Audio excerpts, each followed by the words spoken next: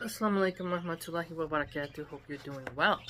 This will be our final installment of Niccolo Machiavelli.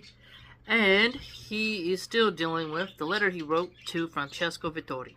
Okay? We've seen him relaxing on a farm, just really a different tone overall. Let's begin. Leaving the grove, I go off to a fountain and from there to my bird snares. I have a book with me, either Dante or Petrarch. Hey, we've been reading Dante! Or one of those minor poets such as Tibullus, Ovid, and the like. I read of their amorous passions and love, remember my own, and enjoy myself a bit of these thoughts. Then I move on along the road to the inn. Speak with those who pass, ask for news about their towns, learn various things, and note the varied tastes and diverse fancies of men. In the meanwhile, the hour for dinner arrives, when I feed myself with my gang of that food which this poor farm and my tiny patrimony allow. Once I have eaten, I return to the inn.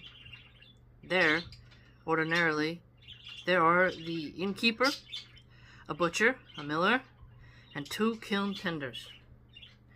With these I lower myself to the knave's level the entire day, playing at cretia and backgammon, and there arise 1,000 squabbles and countless insults and injurious words. So one thing that's interesting is, even in minor sports like that, like even in minor things, people get tossy with their tongues, don't they? And most of the time we are fighting over a penny, but nevertheless we are heard shouting in San Casciano. Caught thus with these lice, I wipe away the mold from my brain, and I get my feelings about this malicious fate of mine off my chest. I am content that she should trample on me this way, just to see if she will be ashamed about it. When evening arrives, I return home and go to my study. At the threshold, I take off my everyday clothes full of mud and filth, and put on a regal and courtly garments and decorously dressed anew. It's interesting, like you come home from work, get into your nice house clothes, but his is a bit more nice and pretty. I enter the ancient courts of ancient men, where lovingly received by them, I feed myself on the food that is mine alone, and for which I was born, where I am not ashamed to speak with them, and to ask them about the reasons for their actions. See? Ask them about the reasons for their actions, and they in their humanity respond to me. See, it's nice when people respond and just block. And for 4 hours at a time I do not feel any boredom. I forget every difficulty. I do not fear poverty. I am not terrified at death. I transfer myself into them completely. And because Dante says that there is no knowledge unless one retains what one has understood, I have noted down what I have taken away as profit from their conversations. Yeah, that's what I do with annotations. And have composed a little work on principalities, where I delve as deeply as I can into thoughts on this subject, discussing what principality is, what species there are of them, how they are acquired, how they are maintained, why they are lost. Looking at the why they are lost part is really a fun adventure. So many people write books about why Rome has fallen, and today we have insights as to why America is falling. And it's just a great deep dive. But you could only have the following conversations when those who like to introspect can have the freedom to do so. And if ever any of my whimsies has pleased you, this one should not displease you, and to a prince, and especially to a new prince, it should be welcome. Therefore I have directed it to His Magnificence Giuliano. Filippo Casavecchia has seen it, and he will be able to give you some account of it, both of the thing itself and of the conversations I have had with him about it. Although I am still fattening it up and polishing it, right? You're just like editing it, adding in a little bit more detail. You would like it, magnificent ambassador, if I left this life behind and came to enjoy yours with you. I shall do it in any case, but what detains me today are certain affairs of mine that I shall have to take care of in the next 6 weeks. What gives me pause is that the Soderini are there, so that I would be forced, if I came there, to visit them and talk with them. I would worry that on my return I could not count on dismounting at home, but would dismount at Bargello. Although this regime has very substantial foundations and great security, nevertheless it is new, and for this reason suspicious, nor does it lack rogues who, to appear like Pagolo, Bertini, would put others on the bill to dine, but leave the reckoning to me. I beg you to relieve me of this fear, and then, no matter what, I will come to visit you within the time frame mentioned. I've spoken with Filippo of this little work of mine, about whether it would be a good idea to give it or not to give it to Giuliano de' Medici. I really want to study the Medici family. And if it is a good idea to give it, whether it would be better for me to bring it or to send it to you. Not to give it would make me worry that it would not be read, to say the least, by Giuliano, and this Ardinghelli would take the credit for this latest work of mine. To give it, I am being driven by need, which compels me to do so, for I am wasting away and cannot stay in this condition for long before I will become contemptible because of my poverty. Becoming contemptible because of poverty. Besides, there is the desire I have that these Medici lords should start making use of me, even if they would begin by having me roll a stone about. For then, if I did not win them over, I would have only myself to blame. Look at that, so he's really, he really does feel confident in his skill set. And by means of this thing, if it were read, they would see that for the 15 years that I have put into studying statecraft, so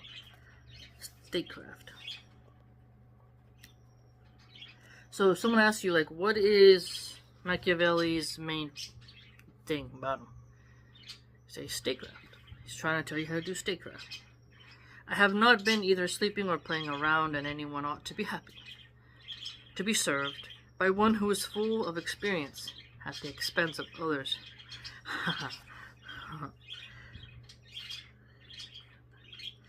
To be served by one who is full of experience at the expense of others. Nor should they worry about my loyalty, for having always kept my word, I would not now learn how to break it. And whoever has been loyal and honest for 43 years, as I have, cannot change his nature. And to my loyalty and honesty my poverty bear witness. I should like you, therefore, to write me what you think about this subject, and I commend myself to you. May you be happy. On the 10th day of December, 1513, Niccolo Machiavelli in Florence, 15th century. Isn't that amazing? Oh my goodness. Alright, now, let's go back and just highlight some of the things I thought were really interesting. Okay? So, remember, there was a dedicatory letter that Niccolo Machiavelli wrote to Lorenzo the Magnificent de' Medici, right? He spoke about how many kinds of states there are and in what ways they are acquired, okay? And then he also mentions how there's republics and principalities, and that principalities are either hereditary ones, in which the family or their rulers has been in power for many years, or they're new, and the new ones are entirely new. And then he mentions Francesco Sforza and what he did in Milan. key families here: the Sforzas, the Medicis. We learn about Naples. We learn about Milan, the Lucchese. Italy wasn't as united as we think of today. Okay, and so he also mentions hereditary principalities. And then he highlights here that I wrote, we have in Italy, for example, the Duke of Ferrara, who was able to withstand the assaults of the Venetians in 1484 and those of Pope Julius in 1510, for no other reason than because of antiquity of his family in that state. So they've been there for a long time. Reminds me of that scene in Game of Thrones where Samuel Tarly's dad is Randall Tarly. So, like, he has a lot of loyalty to those who've been there for a while. And that's why he didn't want to side with Daenerys Targaryen, who was bringing Dothraki and the Unsullied. But instead chose to back Cersei because she grew up there. So, that sort of bloodline loyalty is very interesting. And I highlight that because the popes, get involved in military affairs. They weren't washing feet and doing weird things. Alright. Then there's mixed principalities, okay? There's a note here. It is indeed true that when lands that have rebelled are retaken, they are not lost again so easily. For the ruler, now using the rebellion as pretext, is less averse to secure his position by punishing of offenders, clarifying suspicions, and strengthening himself in his offenders. And strengthening himself in his weakest places. Thus, if the mere rampaging of Duke Ludovico on the borders was sufficient to cause France to lose Milan the first time, to make her lose it a second time, she had to have all the world against her and to have her armies wiped out or driven out of Italy, which was the best result of the causes mentioned above. Nevertheless, it was taken from her both the first and the second time. Now, notice. Okay, you could say, like, an example, sort of, is how Trump fired a lot of people who, they were against the Hunter Biden laptop. They censored it. It was a true story. And voters had said if they would have seen that stuff, they would have voted differently. And Facebook had a huge role, and so did mainstream media, in covering for crack-smoking Hunter Biden. Joe Biden's son. Okay? And Biden pardoned so many members of his family preemptively so that Trump couldn't do retribution. But Trump has definitely undone a lot of the stuff. Punished the positions of some people. And he also, it wasn't as gullible as he was in his first term. So I think of a modern example. That's a modern example of somebody really going about making sure that the ways that they were. Oh yeah, and the Borgias. So he also mentions the Borgias. So Medici, Sforza, Borgias. It's amazing. Okay. He also mentions why the kingdom of Darius, conquered by Alexander, did not rebel against Alexander's successor after his death. So he really gets into the nitty-gritties, right? And then it was how cities or principalities are to be administered. They used to live under their own laws before they were conquered. Okay? On new principalities that have been acquired by one's own arms and prowess. And he also does a lot of stuff on skill, virtue. Talks about fortune.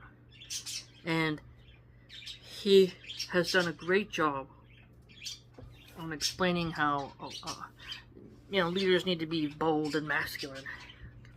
Case in point here. It was thus necessary that Moses should find the people of Israel enslaved in Egypt and oppressed by the Egyptians, so that they would be disposed to follow him in order to escape servitude. It was necessary that Romulus should not remain in Alba, and should have been exposed at birth, so that he might become king of Rome and founder of that nation.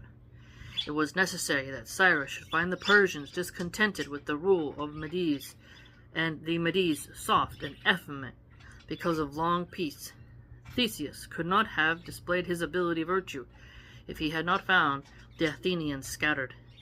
These opportunities, therefore, made these men prosper, and their own outstanding ability virtue enabled them to spot their opportunities, with the result that their nations were ennobled and became most prosperous. So notice this, effeminate because of long peace. You look at a lot of Americans today, morbid obesity, consistent electricity, okay?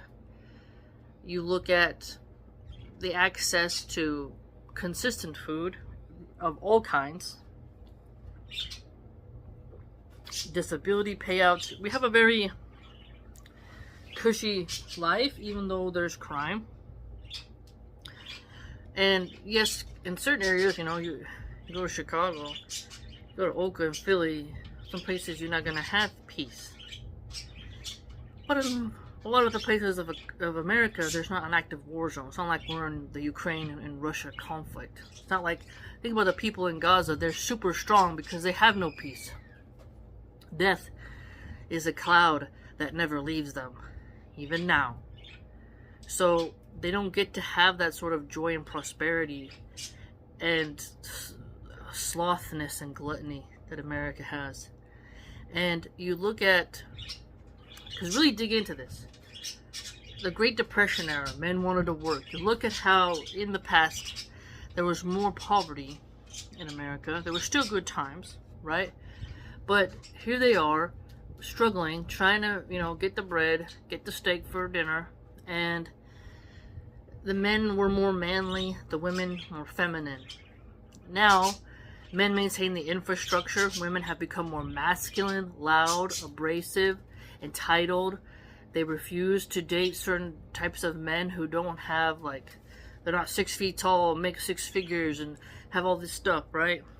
And so, they don't want to cook, they don't want to clean. They become very, very sloth-like. Now, effeminate for men is negative, but for effeminate in the womanly sense isn't femininity, I'd argue, but rather it's this sort of softness, but women become kind of hardened. Lazy, entitled queens, divas, right? They expect to have everything breezy. They don't want to suffer at all. They forgot all their blessings of clean water, instant hot water, go in the shower, boom. Thousands of years, women didn't have that, right? You can see how we have water to wash dishes, and people will be mad they don't have a dishwasher. And they'll be mad that they even have to wash dishes. Even though we have dish soap, we have sponges, dish gloves, it's really easy now. You can just see that the long term of peace, consistent supply of goods, has caused some people to become the worst version of themselves.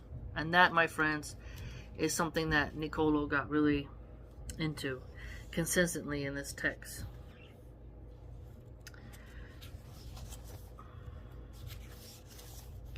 Then it was on new principalities acquired by the arms of others and by fortune. He mentioned, the danger of mercenaries and stuff like that, which was great. And I really found that to be enlightening. This book really gets into history in general, but also he gets into different factions, who's in power, and what makes the people mad. And the quote was, it's better to be, he wanted the leaders, it's better for the leader to be feared but not hated. Okay? A lot of people misquote that. They say it's better to be feared than loved. The exact thing is to be feared but not hated. Once you're hated, everyone's working against you. But there's fear, there's a different type of respect, because people can love you and still hurt you. But fear keeps them aback. So when you read this book, it's not as scary as people tried to put it. Okay, now here's another one. On the civil principality, princely rule is created either by the people or by the nobility, depending on which one of these parties has the opportunity to create it. For when the nobility see they cannot resist the people, they start directing their support toward one of their own and make him prince, so that under his protective shade they can satisfy their appetite. The people also, seeing that they cannot resist the nobility, start giving their support to one of their own and make him prince in order to be defended by his authority. He who attains princely rule with the help of the great will maintain his position with greater difficulty than he who becomes prince with the help of the people, because he finds himself to be prince amidst many who think themselves his equals, and for this reason he is unable to command and manage them to his liking. But he who attains princely rule through the favor of the people finds himself there alone, and has no one or very few around him who are not ready to obey him.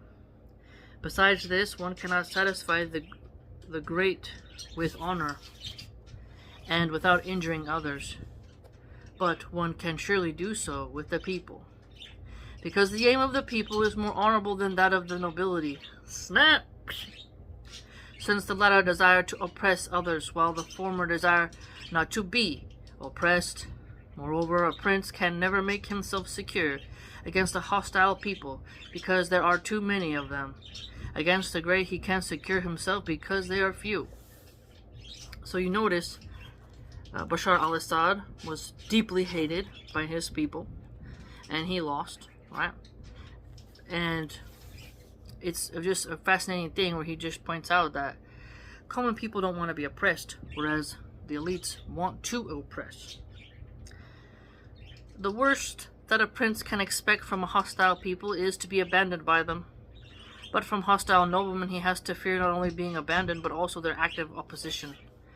Because having more foresight and more cunning, the people always have time to save themselves, and to seek favors from those whom they expect to win. The prince is, moreover, obliged to live always with the same people, but he can easily do without the same noblemen, being able to make and to unmake them every day, and to take away and restore their reputation as he pleases. Now that's interesting. Make or break them. Okay, he gonna appoint you. Okay, think of the show Succession on HBO. Logan Roy, his son Kendall tries to do a coup, tries to take over, fails. Logan fires everyone on, not everyone, but a huge portion of the people on the board. The people who work in the menial jobs in the building, they're just doing their duties. But the nobles, you could call them, in the boardroom, they were scheming and plotting. They lost, and now he can appoint someone else there. And if you look at so many and then there was a scene where Shiv Roy, she's told off by one of the ladies, I think she's an anchor lady who does the news, and she says, the only reason why you're here is because your last name is on the side of the building. Pointing out the nepotism, that you're only here, not because you're qualified, because you're the daughter of the head honcho. Others had to work for their positions. So you can see that, and also the character Greg, who was a loser, smoking pot in his shitty car, and doing a mascot at the lowest job. He was able to get all the way up to the upper echelon just for being the grandson of the head guy's brother. So the nephew of the head guy, right? So you can see that it can be broken. And the whole anxiety of that show is who's going to be in Logan's favor and who isn't. And that's a very key point to look at, because he can make or break you, right? And if there's a coup, everyone wants to be on the safe side that survives. So he has a good point there. Even if you look in cinema, you look in real life, I really agree with a lot of what he says here, because you can see it rings true in so many instances. There was a line here I annotated. And therefore, a wise prince must think of a way by which his subjects will always and in all circumstances have need of his state and of him, and they will always be loyal to him. So, you want to be needed? You want to be needed as a leader. Because when they need you, they're more loyal. Isn't that interesting? Another one here. For men are always the enemies of undertakings whose difficulty is visible, nor can it ever appear easy to attack one whose town is strong and who is not hated by the people. And the nature of men is such that they feel obligated as much by the benefits they confer as by those they receive. Therefore, a prince who has a strong city and does not make himself hated cannot be attacked. And if there were someone who attacked him, he would depart with shame. For in this world things are so changeable that it is almost impossible for anyone to do nothing with his armies for a year but engage in a siege. Yes. It's really wonderful. A prudent prince to keep the spirits of his citizens steady. Look at that.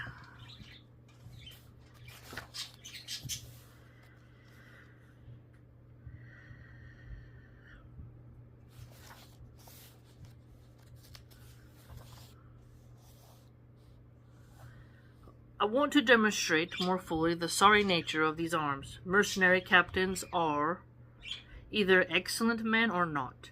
If they are, you cannot trust yourself to them, for they will always aspire to their own greatness, either by oppressing you, who are their employer, or by oppressing others beyond your intentions. But if the captain is not capable virtuoso, ordinarily he will ruin you.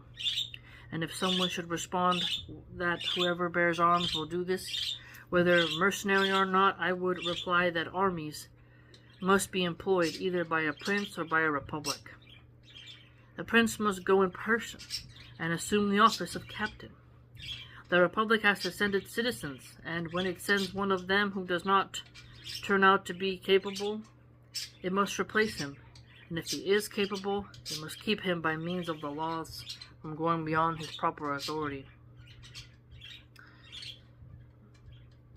And one sees from experience that individual princes or armed republics make very great advances, and the mercenary armies do nothing but damage.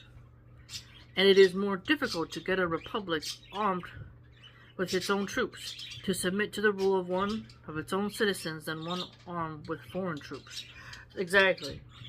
Armed with foreign troops, own citizens, again, that Daenerys, Cersei dynamic. It's very fascinating. Alright, I hope you enjoyed this book. It was really great.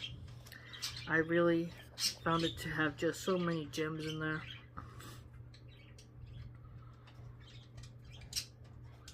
And one more, just one more. Without doubt, princes become great when they overcome the difficulties and obstacles that confront them, and therefore fortune, especially when she wants to make a new prince great, someone who has more need of acquiring prestige than does an hereditary prince, causes enemies to appear for him, and has them undertake campaigns against him, so that he may have cause to overcome them and to climb up higher on the ladder which his enemies have brought him. Haha! Not so scary, you know? People are like, oh, Machiavelli, yeah. Like, they make him sound like Littlefinger. And that's really not the case, in my opinion. I think he's a lot more noble than that. I mean, the fact that we got 15th century writings in this day and age is pretty cool. It's like 500 years old. Different world, right? 16, 17, 18, 19, 20, yeah. I mean, that's old, man. How much the world has changed. If you think about the unity of Italy, it hasn't even been that long. That's another thing that I find to be remarkable. The United States hasn't even been united for 500 years. We're all so young, ain't we? Let me know what you think. Please like, comment, subscribe. Try the blog.